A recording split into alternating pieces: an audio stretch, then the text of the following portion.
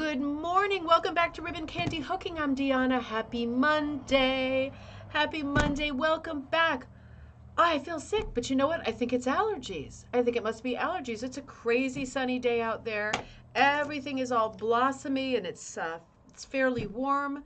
Yeah, I think it's allergies. Welcome to the world of Oh man, isn't it kind of a weird punchline that you can get allergies at any time in your life? And I understand that you can also get over allergies. I mean, what a wild card. What a moving target of a problem, right? But I'm happy. I had a great weekend. I'm anxious to catch up with you. I have a bunch of things to talk to you about. And we are resuming our look at, I think we say this every time we look at a book, because we said this as soon as we looked at the fairy tale book, that it was the new favorite. This has been a great favorite for me. Hooked on Handwork by Kathleen Eckhaus. And we started this on Friday night for our cocktail night, and it was a bang up episode, wasn't it? I mean, just looking at these images and going down these rabbit holes of conversation, thinking about all the different things that you could be inspired by and use as a base for the foundation of your designing all your rug projects, right? Not just hooking, but so many other kinds of rug forms, textile forms in general. Super exciting, and it really got me going. So let me say hi first. Let me say hi. Otherwise, the thread moves down, and I struggle. I struggle with the cursor. Carol, happy coffee time. Great to see you, Carol. I have to put a show together of the photos that you posted, right, from the show that you went to with Kaz and Robin. I got to do that. Maybe I'll do that I'll have to think about that because I have the Wednesday show done. I'm going to have to do that, though. It was the fairy tale exhibit, right, that you saw. Was it it was all fairy tale, right? No, I'm second guessing myself. I think so. Let me know. Let me know. I'm going to put it together. We'll look at it later this week or early next week for sure. There's Robin. Good morning. Good to see you. Cloudy and rainy in Wisconsin. I'm sorry. We're hogging the sun over here on the East Coast. Linda H. Good to see you. Sunny Massachusetts. See, we are hogging it, aren't we? It is very sunny and pretty in Connecticut. And it was such a warm weekend. You know, I can complain about anything.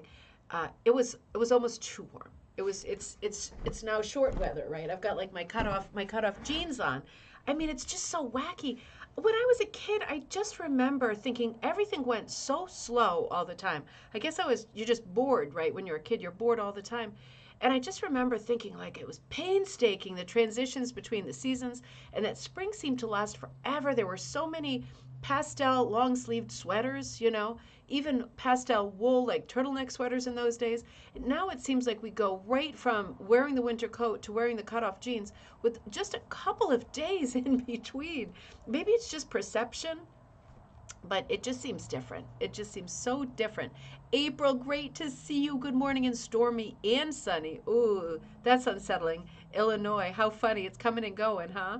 Can't make up its mind. Linda B. from New Jersey. Good day, everyone, on a gorgeous sunny spring day. Candace, good to see you in humid North Texas. Candace, is it humid for a good part of the year? That's my impression, but I could well be wrong because I have never been to Texas. I'm just thinking about videos, and my kids they watch some YouTubers who are based in Texas, and they keep saying, "Can we drive to Texas?" And I'm thinking, you don't even like to drive like to the plaza, right? Because you're like, are we there yet? It's like 15 minutes away. Drive to Texas. That would really be a trip. When the kids are older, right? If I can be sure that they can be quiet in the back seat, since it's no longer the era of putting them in the backpack, right? And having that bar of insulation that my parents had.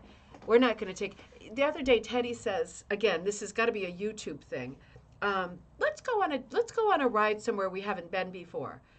And I said, all right, well, I got to kind of plan that. Scheduling is a thing. But I said we could carve out a day to take a trip somewhere.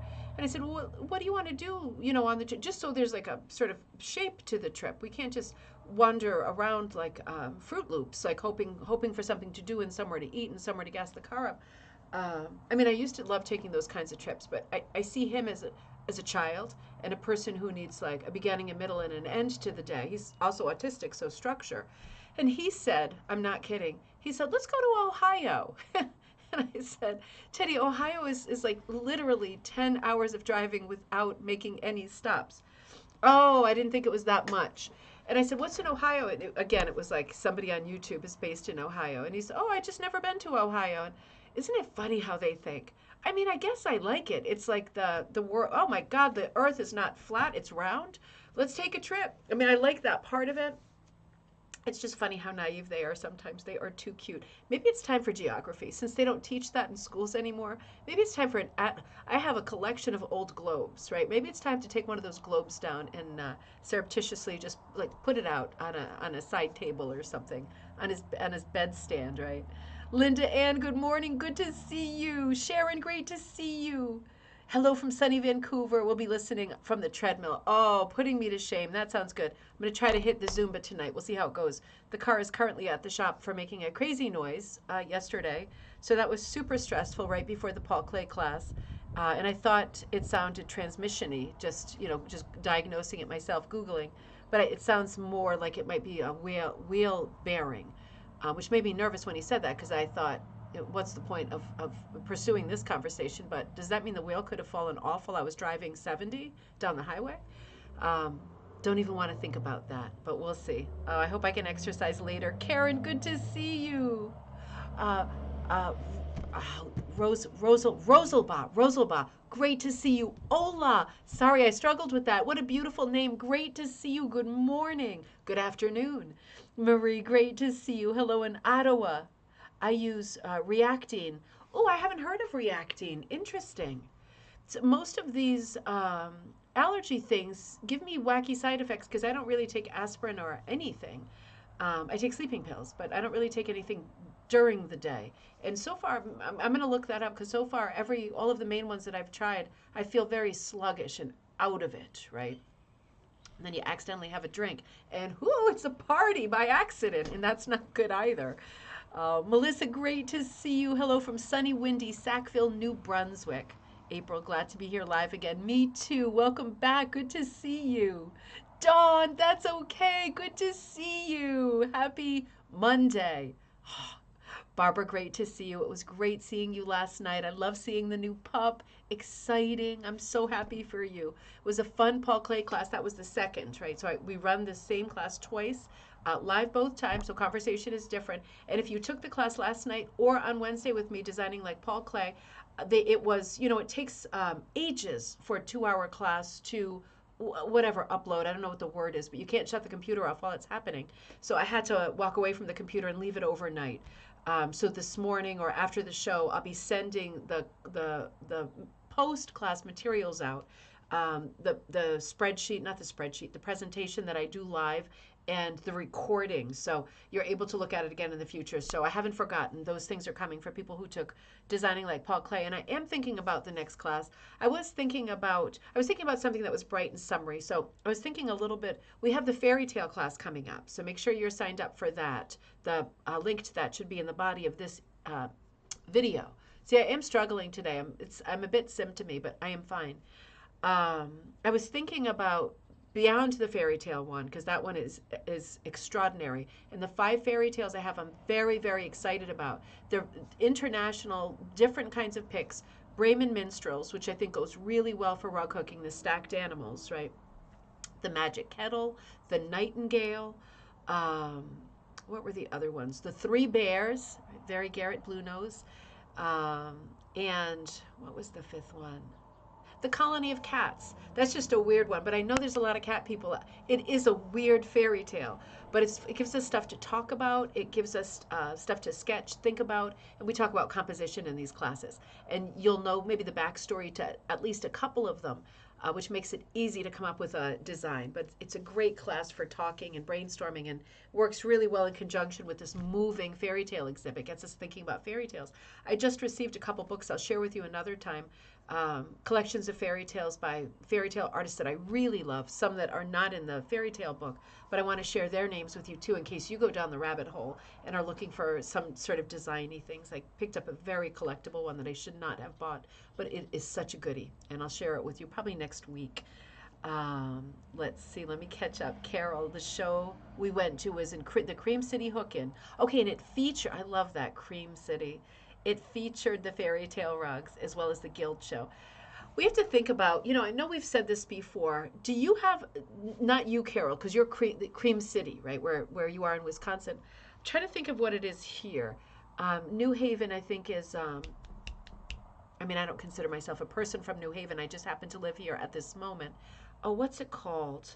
Um, I feel like it's a metal. You know how cities have different names, right? Like the something city, um, you know how they have whatever was produced in the city back in the day. Sometimes the city retains the name or the tag of the something city, like the cream city.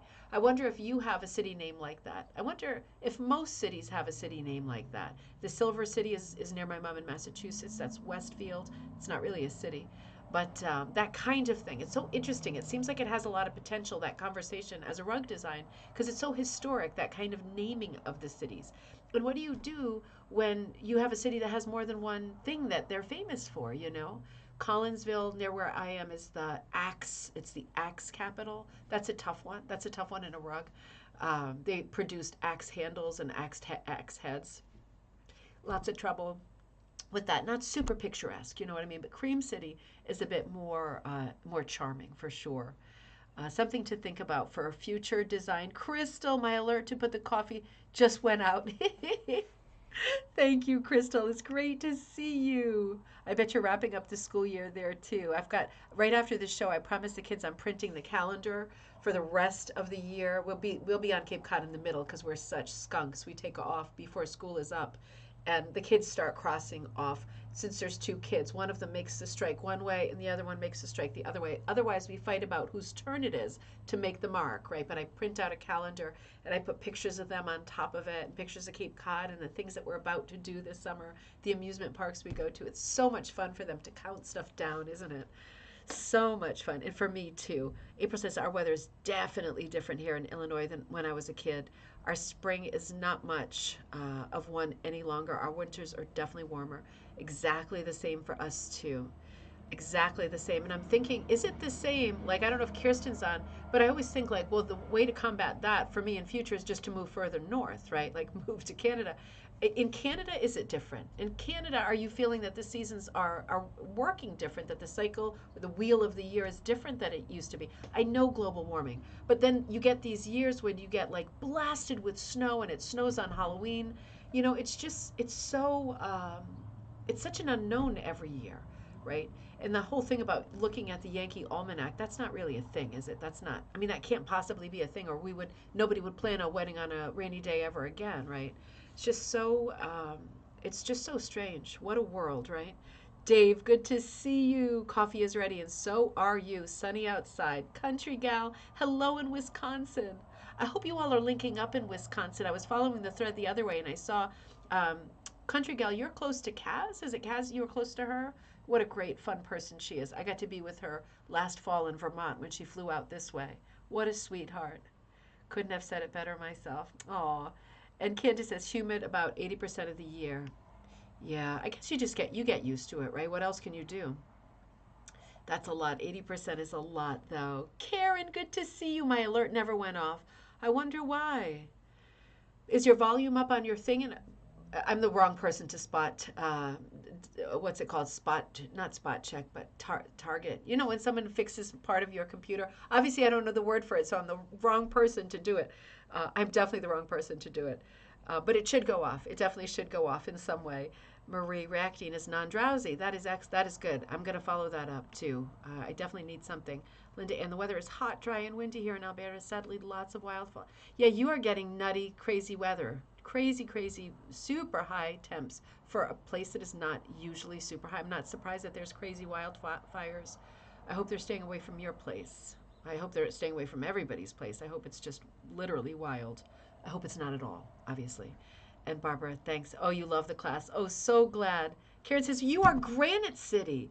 Oh, how cool is that? Granite City. Because all our city is filled with mills made from the local granite. Oh, how cool is that? Granite City. I was going to say it sounds familiar, but I think I'm thinking of the Flintstones. I think I'm thinking of Bedrock. Ignore me. I swear I did not take any allergy medicine today. I'm just a little bit out of it. Crystal says we hardly got any snow this year. Absolutely wild. That is so worrying. Kirsten, you are there. Everything is different in Vermont. Over here, a handful of days we have been here. Yeah, it is so different. Of years you have been there. Dawn. Hello, Dawn. All right, let's get started. I'm going to catch up with you more on the weekend tomorrow. And the reason for that is because after we started this on Friday, the handwork, and talking about all different kinds of textile crafts and how inspiring they are, and how much and how well they cross over to rug making, right? As they always have, we just haven't always talked about it. Um, it happened to be that the next day I went to Wethersfield, Connecticut for that talk at they rebranded the museum. It's now called the Webb Dean Stevens Museum, I think. It used to be called the Silas Dean House. And now it's several houses on the main street that are like Revolutionary era, very famous people. Remember I was telling you about how Silas Dean, when I was growing up, there was always a question about whether he was a patriot or a spy, like a turncoat. But now they're saying he's a patriot. All of their placards and everything celebrated him as a patriot. So that is good news. It's awful to have a bad reputation hundreds of years after your death, especially if it's not earned, right? It was very fun. They took out a bunch of textiles. At this event, there were about 10 people there. A couple of the people I recognized, and I got chatting with some people. So, because some people do rug stuff too, as you can imagine. And some of the people that I bumped into had looked at the exhibit in Hartford, so that was exciting. They took out a bunch of things at the museum that they don't normally have out on display because it's limited space. So they haven't done this, they said, for a couple of decades. So I felt very lucky that I not only was able to go, but that I knew that it was on, right? That's the thing. There's so much happening now.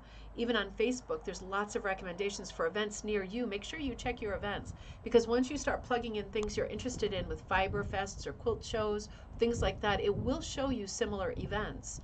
And then maybe you don't miss them because Facebook does alert you if you are on Facebook. So it was great that I found it. And, it was mostly, I'm going to show you, I took tons of pictures. They had, I think, 4 hooked rugs. 1, 2, 3. Maybe it was 3 hooked rugs in total. They were oldies. They were good ones. They were not, they did not specialize in hooked rugs at all. But they were there on the floor, so I got to take pictures, and I'll walk you through looking at those rugs on the next episode on Wednesday. But they mostly had things that I think you would also be interested in.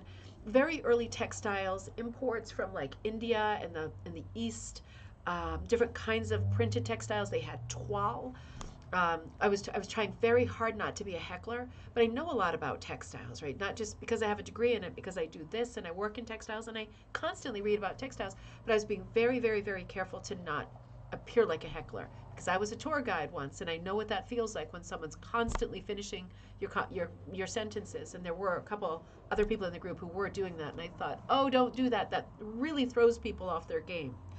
But I was able to chime in when we were talking about toile because I'm writing a little bit about toile right now, and I've been doing the history of toile, and they had a beautiful example of early toile. So I was able to chime in that this contemporary history on toile that I'm reading, published by Schiffer, was saying that it is believed that Benjamin Franklin was the first person, the first American to have toile, because he happened to be not in Paris, not in Toile de Joux, where the toile is like known to come from. It comes from a lot of places. It did back in the day. It came from a lot of places, including Britain. And he happened to be in Britain when when it was being made. And he was like, "Whoa, this is so different. What do you mean it's not woven? It's actually stamped with a copper plate, like an etching."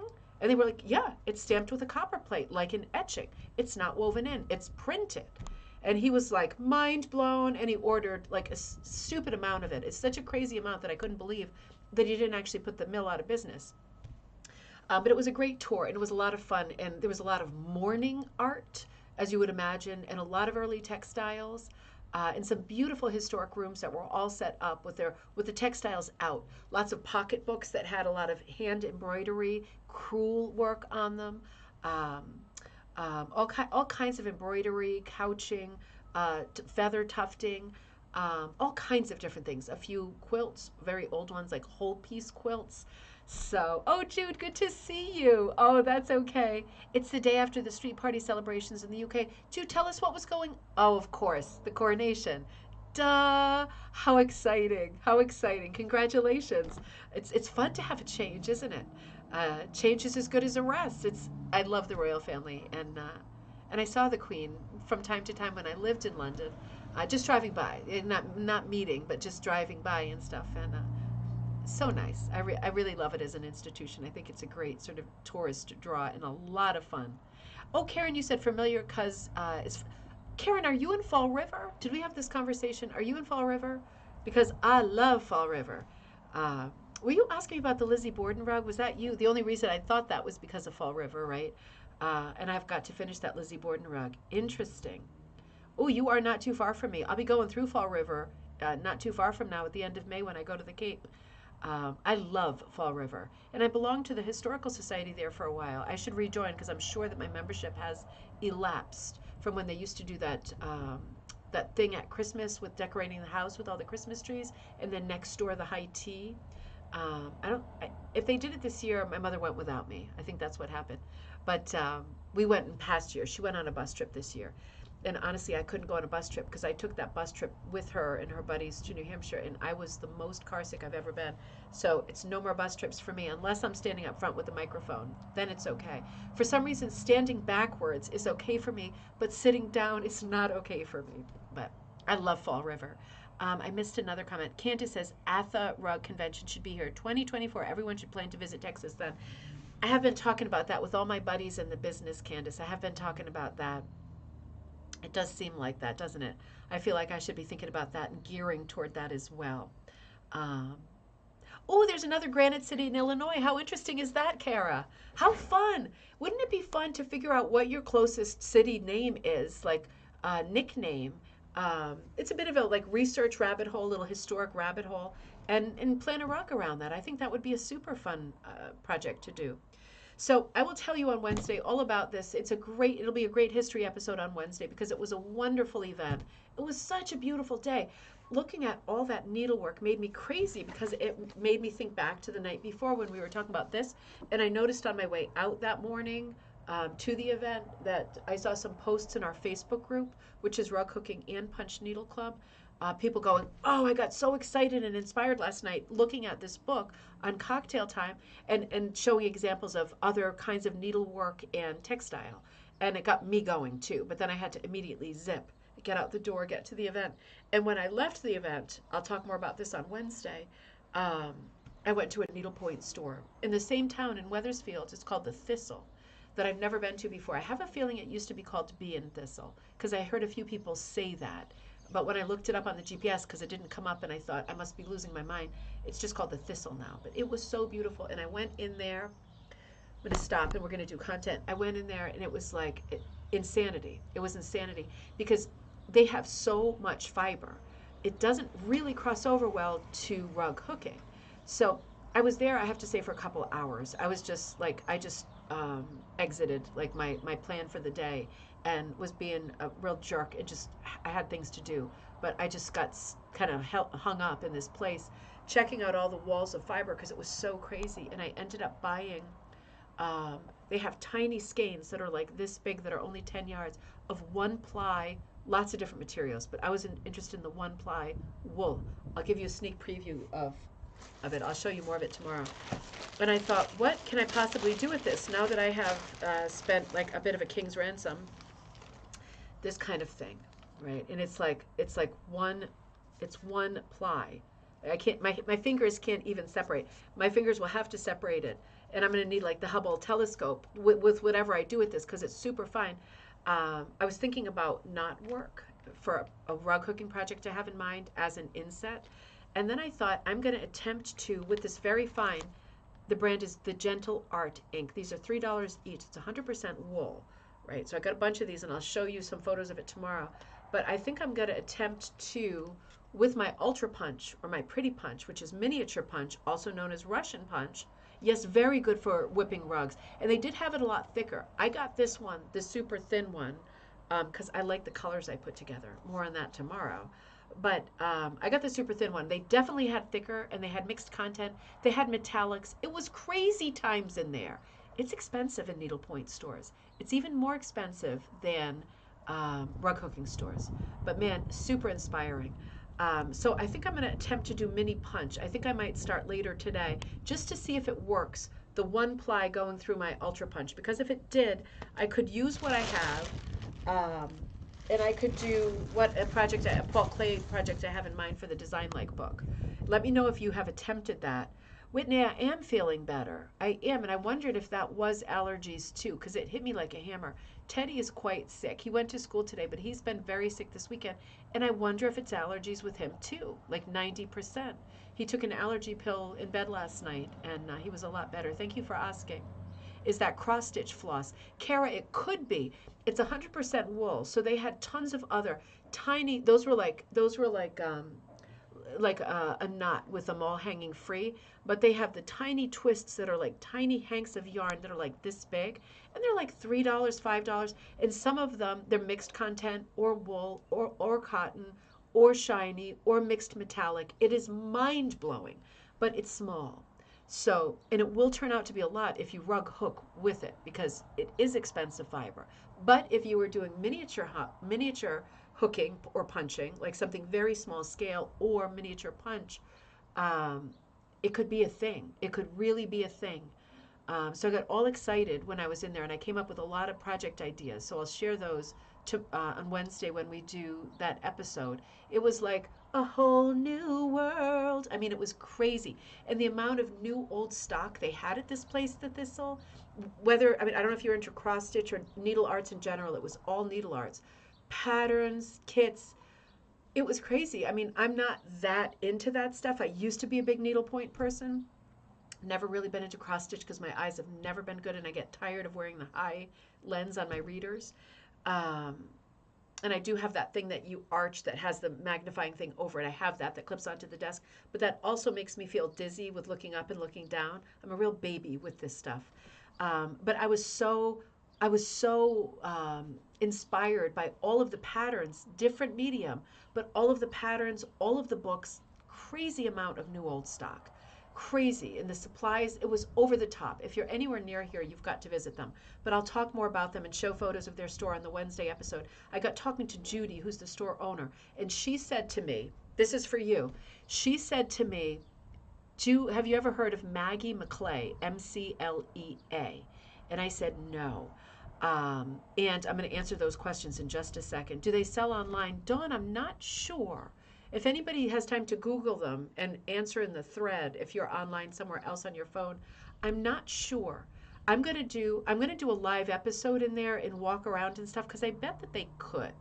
Or at least I could show you the brands that they have, because if they don't mail order, like for example, I went on the brand for the Gentle Art last night, their website, and I saw they had tons of colors, but I think they're all the colors that are present in the store. But at least then I could walk through the store and show you the brands that they're using. Because you might say, well, I know I could use it for this project. I know it's a small amount. It's going to be 10 yards, but we don't have anything like that for rug hooking. So I want it, and maybe I'm going to hoard it and then think about how I'm going to use it.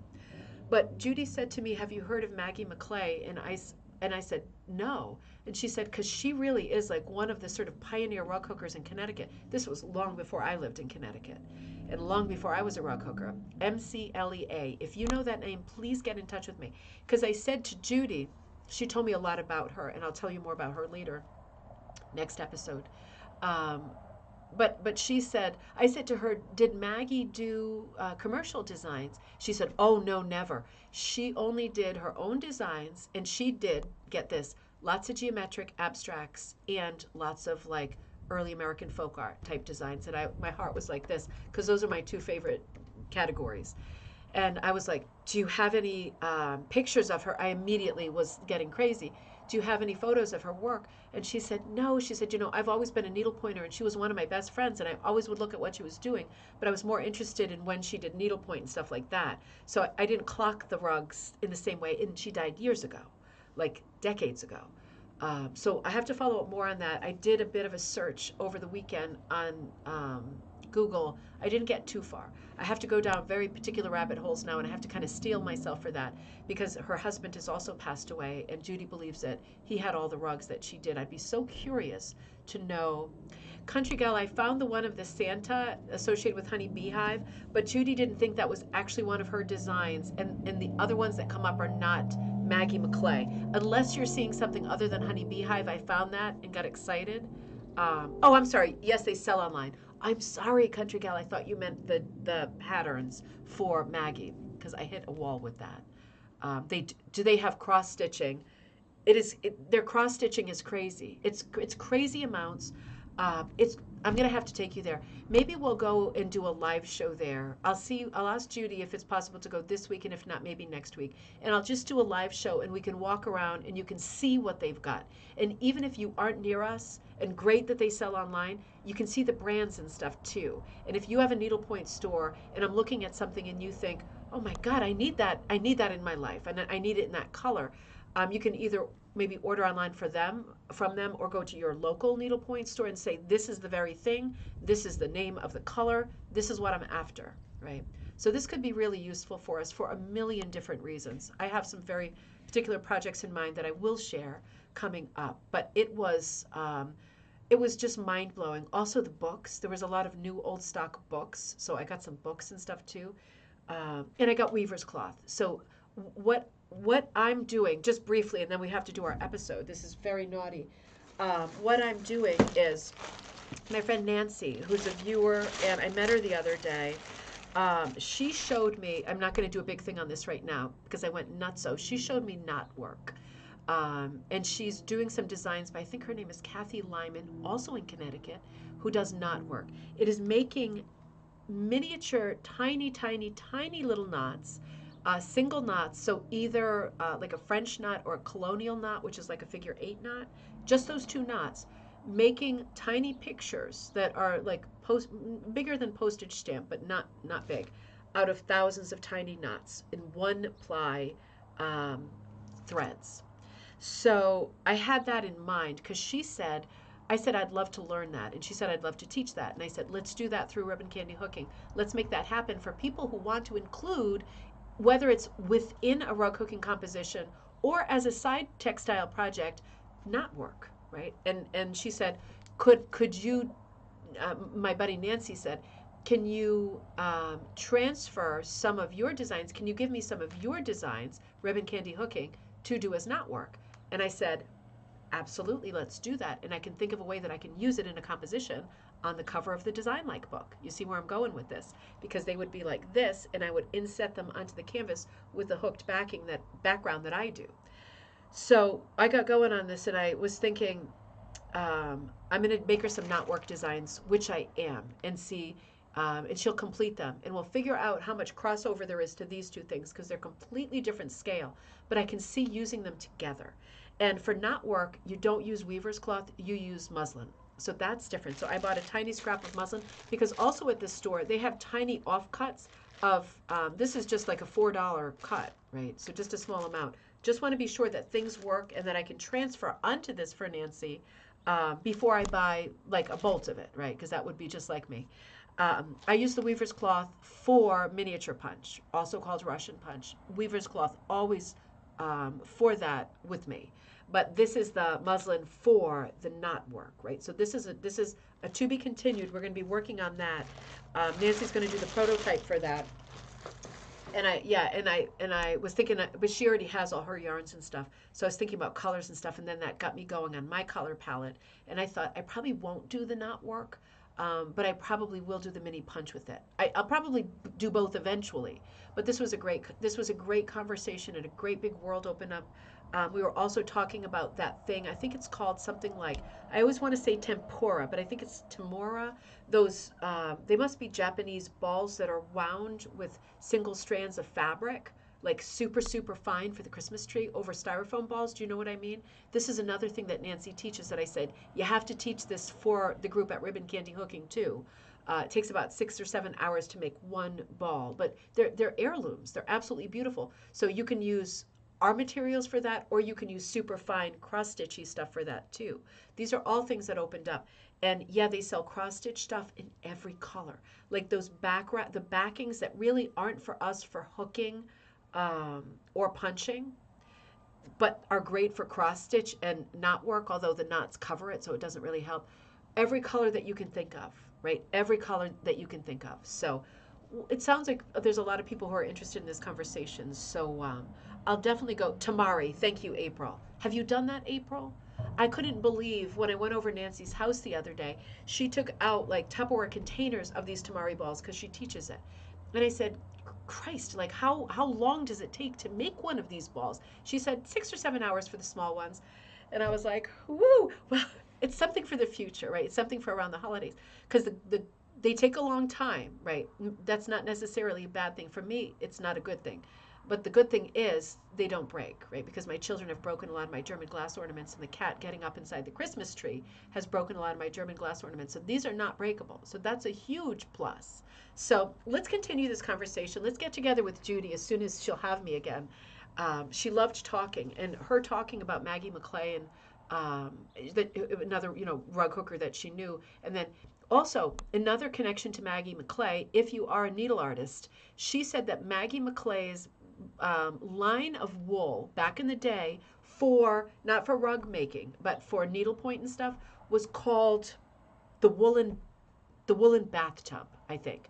And I said, oh, interesting. Did she dye it in a bathtub? She said, yeah. She had like an old bathtub that she dyed in for all of her wool stuff, for all the cross stitch and everything.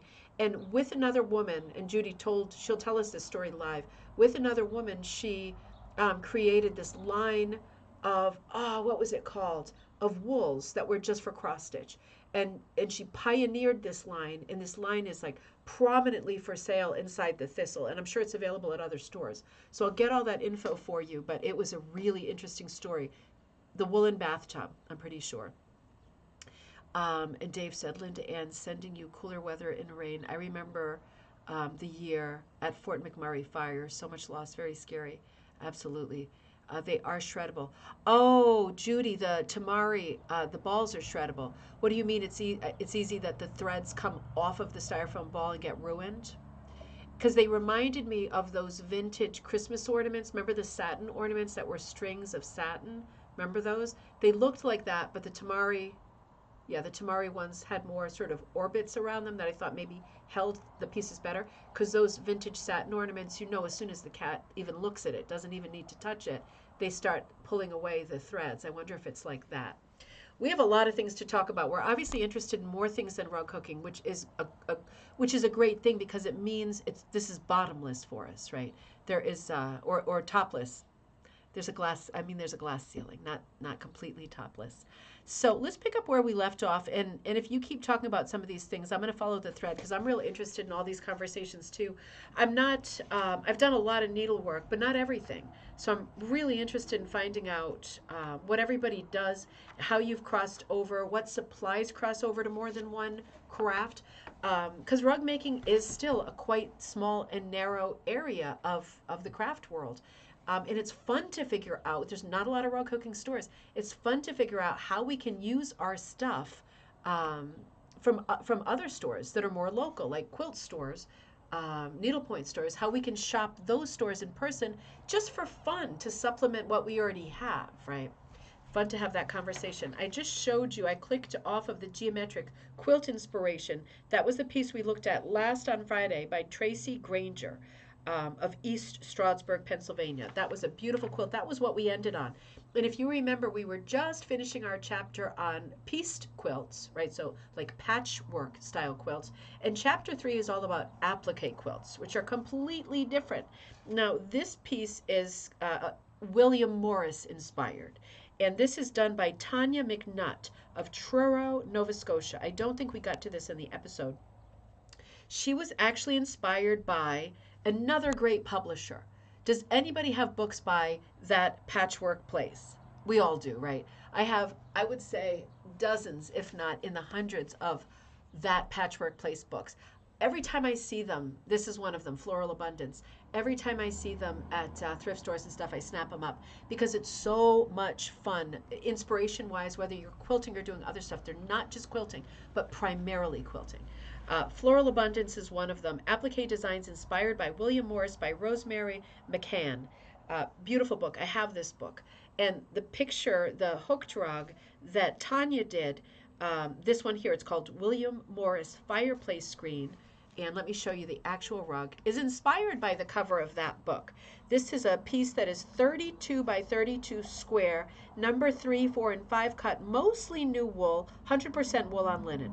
The background wool is spot dyed by the artist with magic carpet, seal brown. Interesting. Okay, seal brown. I always think of that as a cushion color. It's a magic carpet color as well. That's great information.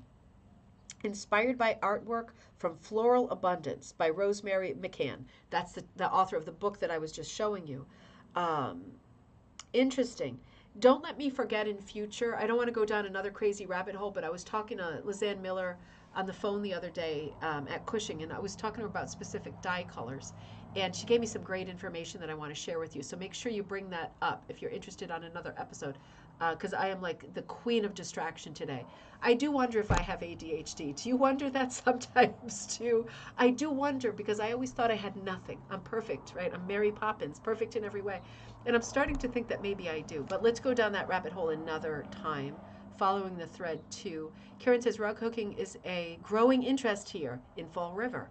I just taught a class in it, fantastic. And some of the historical associations here also teach it. Karen, if you ever teach and you have something coming up and you want me to bomb in and bring some old rugs or stuff to show, I'm always happy to do that. I'd always do that just for fun because it gives me a reason to go next door to New Bedford too to hit all those antique stores. I'd always be happy to help with supplies or showing stuff or anything that you would ever need for teaching because we're close to each other. So this piece is just extraordinary by Tanya McNutt, and she says, the term, this is a quote from William Morris first, have nothing in your houses that you do not know to be useful or believe to be beautiful. I love you, William Morris, but I'm a maximalist, and I'm like a donkey in a tin stall when I hear that quote because I love things around me that are completely useful and just purdy. But I understand that the heart of the arts and crafts movement, and he was certainly the heart of that movement, is all about usefulness and utility. All the same, I am enabling you if you are not a person who believes in pure utility. The term applique, this is Tanya, the term applique derives from French and Latin words that mean to attach. In the world of fiber arts, applique had a humble beginning as a way to patch garments, right? Like patch your pants, patch your elbows, and add strength to the worn areas. But humans make beauty wherever they can. That's a nice sentence. And soon patching by adding additional fabric became a way to add decorations to quilts, blankets, and clothing in many cultures of the world. And then she talks about how the arts and crafts movement was born in the 19th century from the values of people concerned about the effects of the industrialization on design and traditional craft. She talked about the Industrial Revolution first in Britain and then in the U.S. In response, architects, designers, craftsmen, and artists turned to new ways of living and working, pioneering new approaches to create decorative arts. Interesting because pretty much anything of William Morris's that you can name, from like the print of the Strawberry Thief, which is probably his most famous textile, to wallpaper, to carpeting and textiles for the floor, were done in mills and factories, right? Because it was produced on a huge scale. And in his lifetime, at least in Britain, he was well known, but he was not universally liked. So interesting to think about the arts and crafts movement. It's such a big deal now. I think the takeaway for us, sorry, there's a truck going by. I have the window open because I was thinking that allergy thing might be wool lint inside this room too. I'm going to shut the window. There's too much noise. Ow, shut my finger in the window to boot. I think the takeaway for us in terms of the arts and crafts movement is that the big overarching idea that handcrafts are important, and maintaining a knowledge and an appreciation of things that are made by hand will always be important to human beings because creativity is always important to human beings. So despite machines and now computers and all of these monster robot constructions that we put on manufacture nowadays, they exist and there's no fighting that. But at the same time, we have to keep the home fires burning and keep making stuff with our hands. I think that is the most contemporary kind of takeaway from the arts and crafts movement, particularly for maximalists. But what a beautiful cover, what a beautiful book that book is as well, the Patchwork Place book. It's a lot of fun. There's a lot of inspiration in there. And a beautiful piece by Tanya McNutt. So pulling from applique as well. Um, this is another great piece. I'm so torn right now, Candace. You know why. Inspiration, Sunbonnet Sue with Sam. And this piece was done by the author, Kathleen Eckhaus. This is her inspiration piece I'm showing you first. And the inspiration is Sunbonnet Sue with Sam.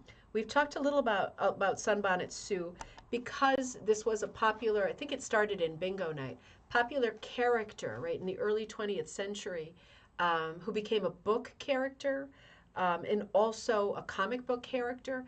It was a child originally called a sunbonnet baby, and it became, different artists kind of took it over, and it became known as the artist who started the sunbonnet babies was Bertha Corbett Melcher.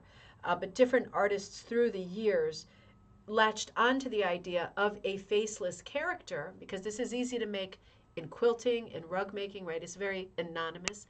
You don't have to deal with the face.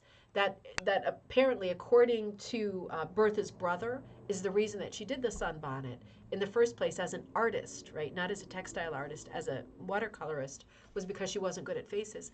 The character had the name later on as a different artist. It was Sue, right? Sunbonnet Sue. And then her counterpart, I forget what the boy's name was, but it was the Overall Boys, right? So I think that was the Melcher artist that did that. Anyway, Overall Bill. That's what I'm looking for. Sunbonnet Sue, Overall Bill, Sunbonnet Sam was a character, right? Different artists, different names. But for quilters, I'm sure you're very familiar with the idea of this sunbonnet character in applique. You're applying the pieces, right? It's not a patchwork piece, it's an applique piece. And this is a great inspiration for Kathleen's work. Sunbonnet Sue with Sam, 20 by 14, number 8 cut wool on linen, designed and hooked by Kathleen Eckhaus, who is the author of this book, from Elliotsburg, Pennsylvania. And she, as with every chapter in this book, it's absolutely, oh, sure thing, Karen. Sure thing, I would love to. As with every chapter in this book, there is a bit of text, and I love that. So there's a little bit of text about the history of Sunbonnet, the Sunbonnet Baby, Sunbonnet Sue, Overall Bill, all of these little characters. She says, I don't know the history of this doll bed cover. It was handed down to me, and I never thought to ask. Each Sam or Sue is on an individual square, and the squares were pieced together to make a little blanket. Let me show you. I wonder if I have. Nope, hang on. Let me come back here because I didn't include this in the slideshow. She has close-ups for us that I showed you, right? But this is the little blanket she's talking about. You know, unless you have incredible provenance with these sunbonnet quilts, right? Applique quilts. You are never going to figure out who designed them and who made them because these were produced as patchwork patterns from every sewing company and craft company, and they were given for free in every magazine, every women's magazine, home magazine. In the 1920s, you would be hard-pressed to go through any woman's magazine and not find a free pattern of Sunbonnet Sue doing something. So it's a beyond a needle in a haystack to try to figure out where the design comes from because there are thousands of Sunbonnet Sue designs. It's very hard to attribute them because they're very similar to each other. And sometimes, you know, there is a Patchwork Place book about, there's I think an international one, Sunbonnet Sue, like in every country. We've talked about that on a past coffee time. And there's a seasonal Sunbonnet Sue, like Sunbonnet Sue through the year, like through the months. I think those are both that Patchwork Place. I'm not sure, but you'll find them online. Those are real specific, and those are contemporary takes on Sunbonnet Sue. But the old ones that we see in these old quilts, needle in a haystack at best, because they were absolutely everywhere. They were so charming and sweet, and people really loved this character. So this is a great applique source for inspiration, right? Because it's such a popular motif in applique quilting. Back to our book. I'm in the applique chapter. Let's move to the one I gave you a sneaky peeky. So inspiration in applique mat. And this one is done by Bridget Webb of Dingwall, Scotland. In 2020, this is oh my gosh. What is wrong with me? I was on the wrong image, and I don't think I included this image, but I am going to include it now because I said Bridget Webb. So I'm going to bring you first to the image here. I'm so sorry about that. Of the applique piece that her friend made that she was very inspired by. I'm not sure if we're quite in focus. Let me try. Oh, that's a toughie. Let me get the rug in focus. Hold on just a second.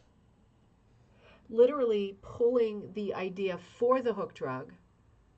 Struggling with focus. I'm sorry. There we go. Pull back slowly. Pulling the inspiration directly from a stitched, right? A stitched applique mat, and that's this one here. So let me read this now because I accidentally, I'm skipping a lot, right? I'm skipping a lot so that this isn't a complete washout. I want you to get the book and enjoy the book, and I want the book to be filled with surprises. So we're only covering certain projects. Applique mat, a local friend of mine, Rosalie Furlong, is a well-known quilt designer and maker, artist, and a retired teacher. I chose one of her applique quilt patterns with her consent. I had her design drawn onto a linen backing by another superb artist friend of mine, Kevin O'Neill, as rug hookers often do. I wanted to use this design, but with my own interpretation, mostly by using different colors, but also by leaving out some of the elements. Yeah, I mean, you do have to, when you're going from one medium to the next, you do have to be thoughtful about, there's way more detail in the quilted version, right? And you can't really put all of that detail in unless your rug is enormous in a rug version, right? Particularly in a nice primitive style like this. Very different colors. It has the same feel, color feel, but I like the way the bird is done. I like the yellow colors. Of course I like the rug hooking version even better because I'm a rug hooker, but they're both so beautiful, and it's so interesting to see what people's choices are color-wise and design-wise. You have to eliminate some of the motifs. You really can't be literal and take everything from it, right? You have to be thoughtful about what you keep and what you leave. I am going to skip the next one. So the one that I was on with the wrong tag is this one. The inspiration is an applique pillow this time. And this is done by Christy Yorks and designed and hooked by Christy Yorks of Mexico, Pennsylvania.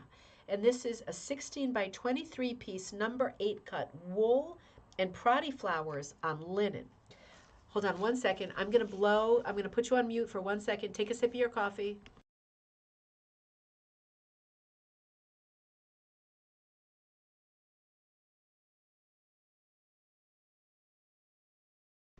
Being gross. I think this is allergies. So Christy Yorks pulled her idea from, I don't think I put the original piece in. Let me just check. Hang on. I'll just check before we go too far forward. Nope. So let me show you here. Her inspiration piece is this Prati pillow right here. And you can see, I'm going to show you the original image again. You can see both kind of in our screenshot there. But this is like a pillow, an applique pillow with some Prati flowers on it. They look like maybe geraniums, something like that. And Christy writes, in the mid-1980s, when I was young, a young mom with 2 daughters and liked sewing items for my girls and for their dolls, quilting was popular. And I jumped in with both feet. I bought a pre-cut kit for a delectable mountain quilt. Oh, haven't heard that for a while.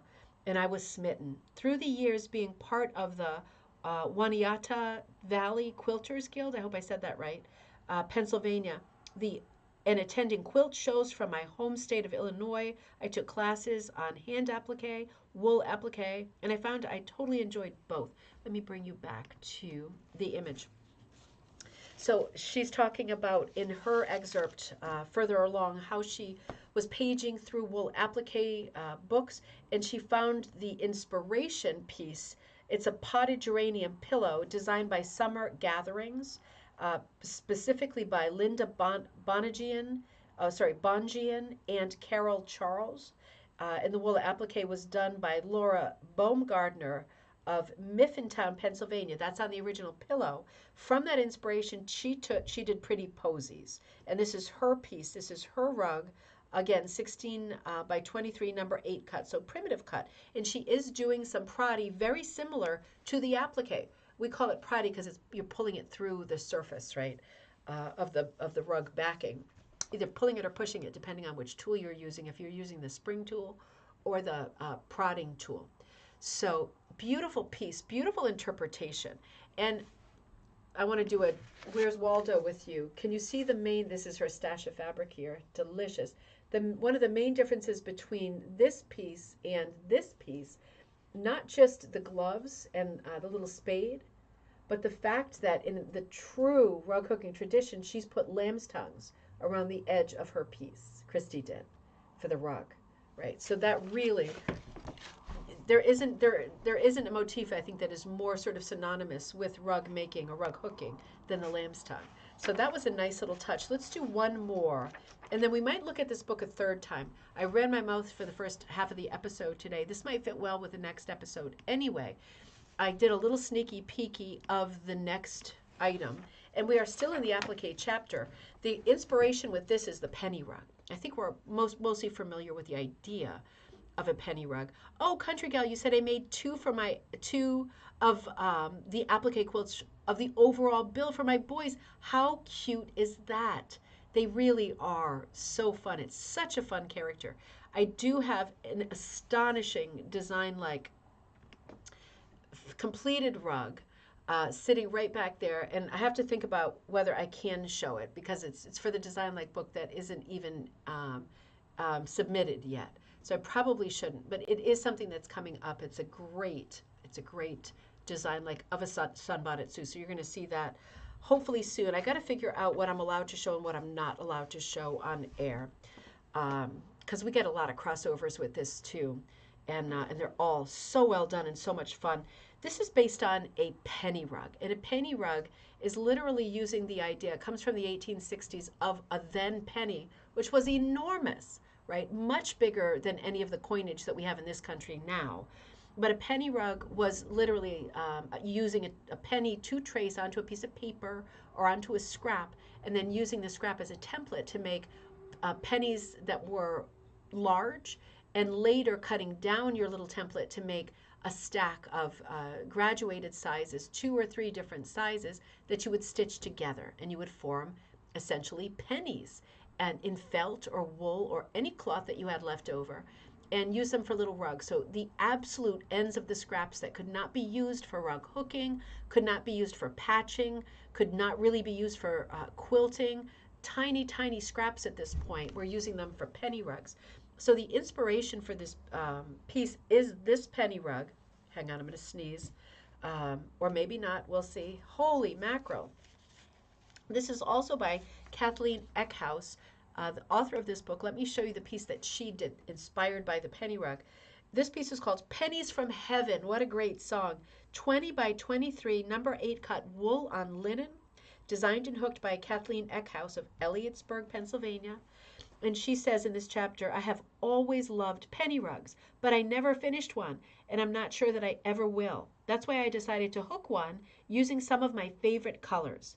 Penny rugs are I'm going to skip this chapter actually because we just talked about this. She also talks about the lamb's ear or penny or pen wipers on the borders.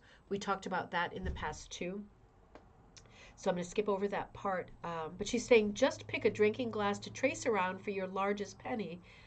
And for her, she used the number 8 cut. So then she had the smaller ones kind of within it. All you need is the one shape if you're hooking it, right? The drinking glass size, and then you can hand draw 2 or 3 or more rings inside of it. But those are the pen wipers, right, or lamb's tongues on the side. And if it was truly an original penny rug like this, they're called pen wipers because you would make these as gifts for like a gentleman's desk, his office, and he would be using a pen that you would dip into ink, and he would literally wipe the nib on the tabs, the lamb's tongues, and they became known as pen wipers more commonly than in referring to them as lamb's tongues, right?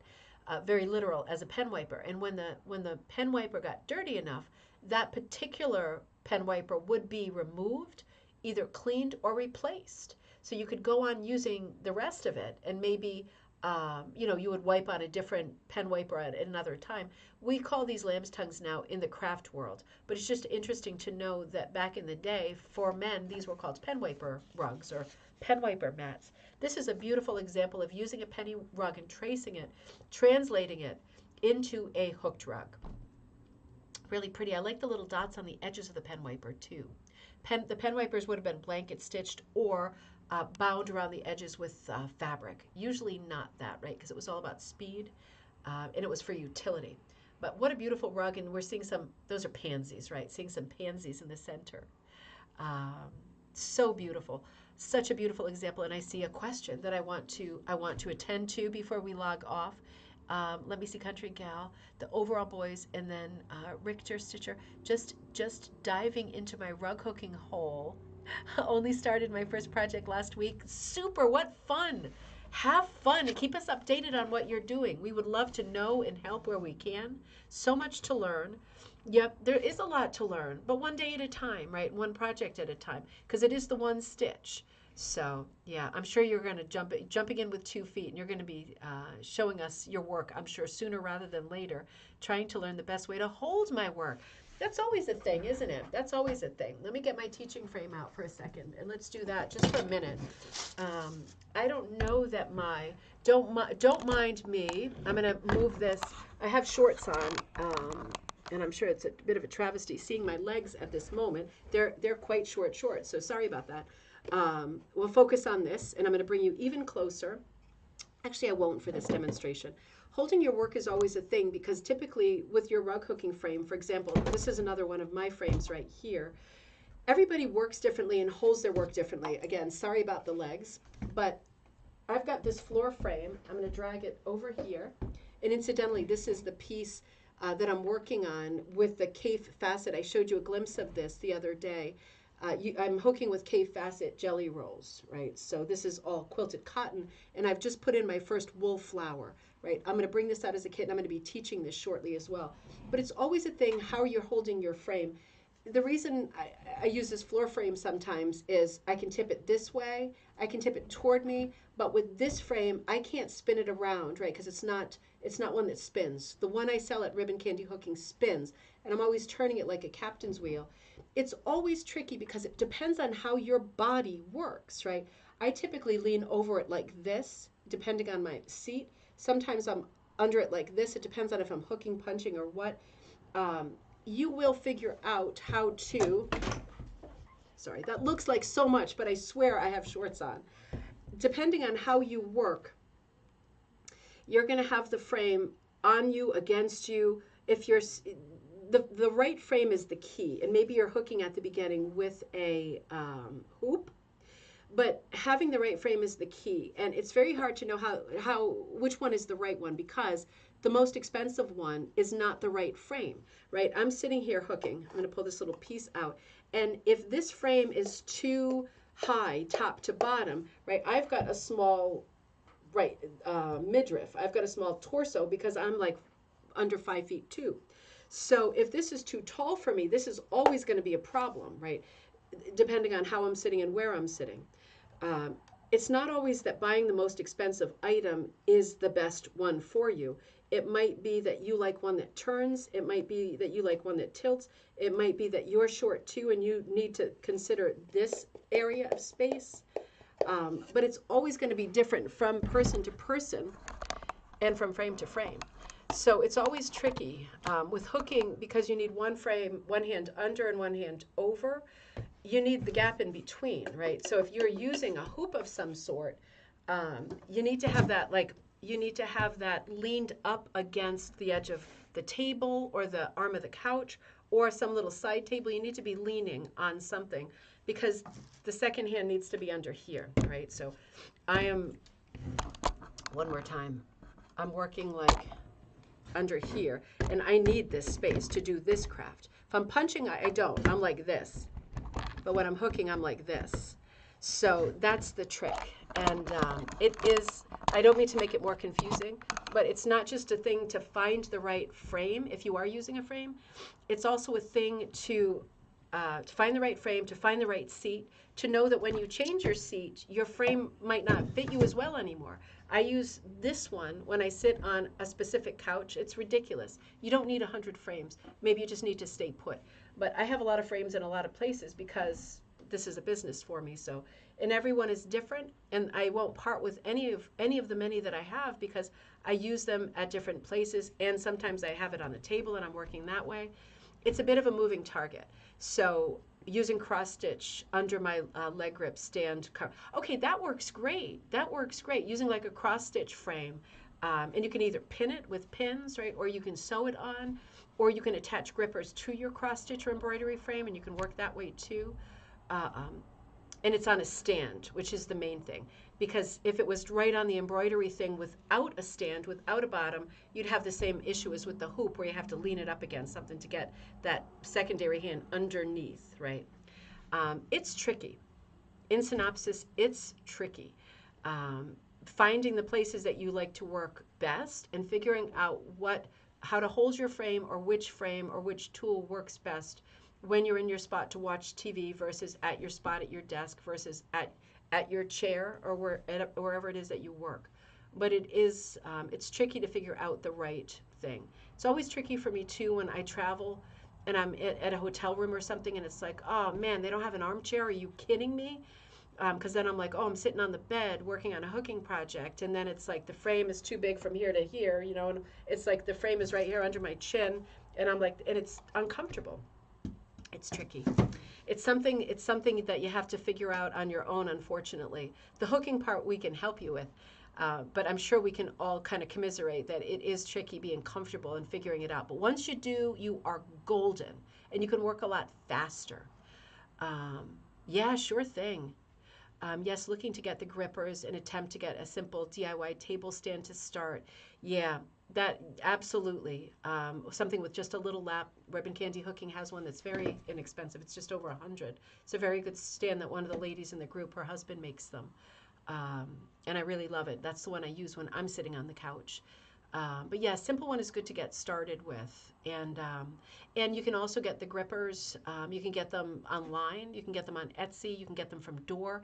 If you're anywhere near New Hampshire, you can go to the Door Mill store and they have like the leftover grippers, which are a massive savings.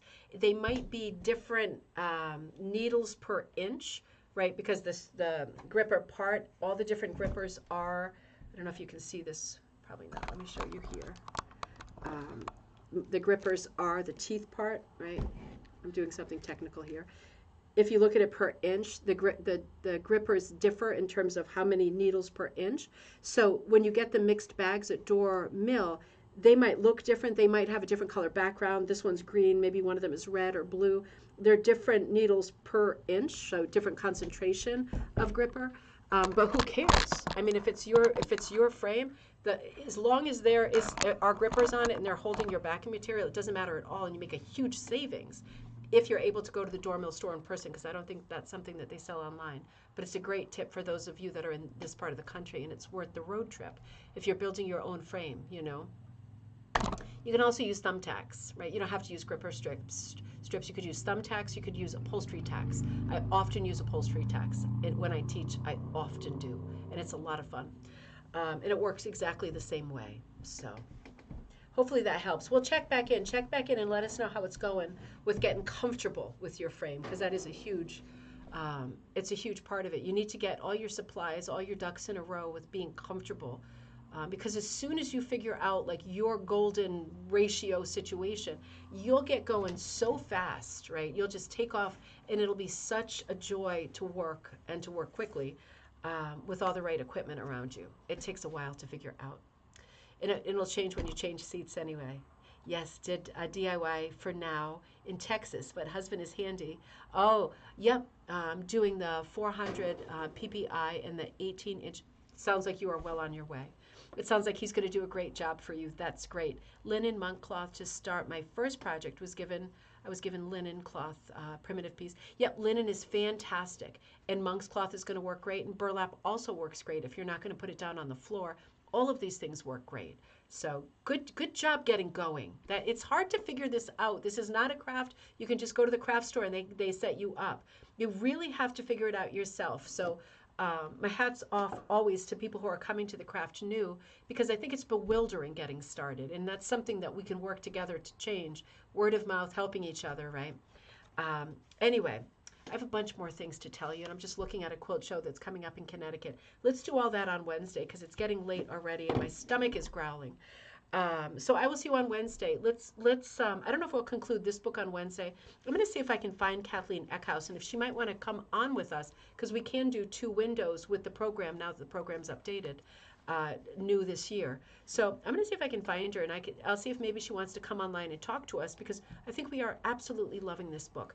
I'm also going to get in touch with Judy at the Thistle and see if we can have a walking visit over there and see all of the different cross stitch stuff and needlework stuff and all of the different wools and materials that you could well use for your rug projects too. That'll be a great thing to tap into, right? Whole new vein of gold. You are welcome, April. Have a great day. Meeting with other people definitely helps weekly at the quilt store. Yep, see if they're hookers too. See if they want to jump into the fold and hook too. I will see you on Wednesday. Have a great day, everybody. I'm about to put out a video on hooking with this K-Facet quilting fabric, so you'll see that later this afternoon. I will see you on Wednesday.